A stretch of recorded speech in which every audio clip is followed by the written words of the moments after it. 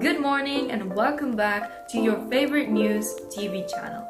Today, we're going to talk about a very important and delicate topic that happens in the everyday life of an American citizen. This is the morning news. The documentary shows to us the situation of the Africans America, how they are treated, and also how fast is growing the population of black people in the prison at that time. Well, that topic say that the Africans Americans have been shown as a criminal in the media. Racist people have used the internet to spread their way of thinking, and in this way, the images of black communities has been damaged and manipulated by those who think that they are criminals. In Instagram, Facebook, and another platforms, the term of super predator start trending, beasts that have no conscience and who need to be controlled is the black people dispersion in the society. As a replaceable slave, slaves have always been through a system of racial and social control, and it may sound like to die, but they are reborn in a new form depending on social norms. Mass incarceration starts out as a plan in political campaign in order to replace the slavery. Since time change and new militants are born, the operations couldn't just go around enslaving black people, so they use a new technique. In the political campaign, the police could agree that they needed to fix crimes in the 70s and the drugs in 18, and making up an enemy that they must end at all costs.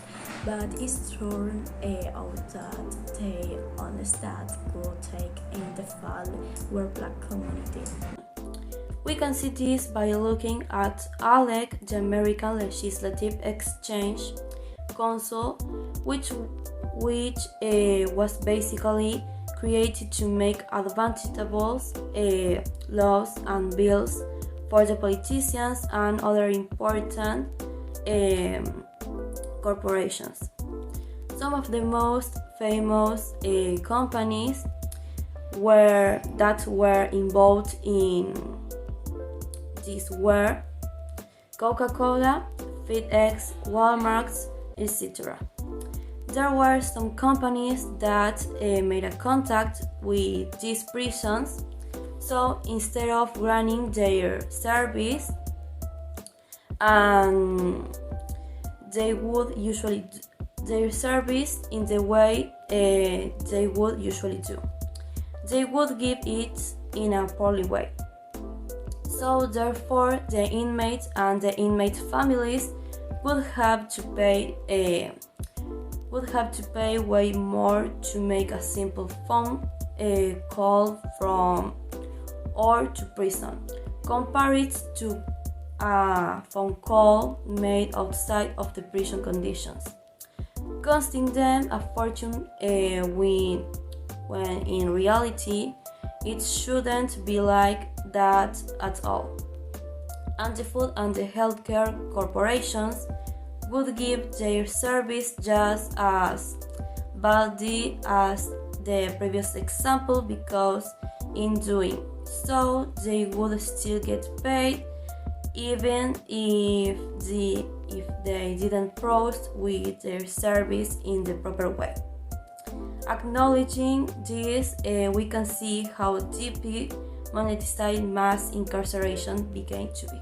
There are a few important issues within American society, but one of the most important has to be the dehumanization of African Americans. This has been a problem since the nation's origin, and it has been bugging people for a very long time. And it seems like it's not going to stop even nowadays, when we think that it should be over by now. The treatment that inmates receive from the jailers in the prisons is just beyond dehumanization. The people that come from black communities and who are prisoners are the ones who are often beaten up, abused of, and, as how it seems, tortured. It is not taken into account that these people who we're talking about are human beings just as white people are human beings. They have a mind, a body, and a soul, and they have feelings and they have a life, and their mental health should be one of the most important things that corporates and politicians should mind, because it is them who are making Black communities' lives a living hell. Locking people into cages behind very cold bars and that have no entry for a beam of sunlight to go through is just making them less human than they are, and it's just racist. Well, this is all for today. I hope you have understood what was happening back then in the United States. See you later.